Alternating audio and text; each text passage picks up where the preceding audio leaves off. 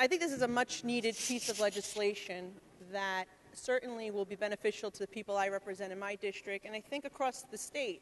We have many properties that have been abandoned that the banks are not properly maintaining, and I even believe are using the foreclosure process as a loophole to not actually to have the judgment of foreclosure on the sale.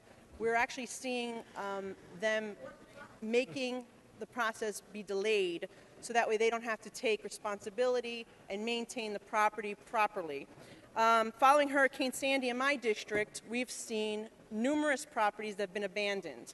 Some of them are owned by the owner, some of them by the banks. In some cases, we're not able to locate who the owner is and get in contact with them to request that they maintain the property. So I believe that the provision in this legislation that would require a vacant and abandoned properties registry will be useful in helping us identify who the owners of those properties are and with adequate contact information to get in touch with them.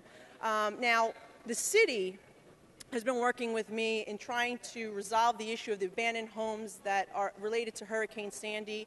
And we're looking at doing an acquisition of those properties that can be then resold to developers to build a normal home there instead of the blights that are currently in those areas. But this wouldn't really address the abandoned homes that are in the process of foreclosure. And so I think that this bill is good in moving up the requirement that the banks start taking the responsibility of maintaining that property when the foreclosure proceedings begin, and not just when there is a judgment of foreclosure and sale. And so I commend the sponsors, both Ms. Weinstein as well as Senator Klein.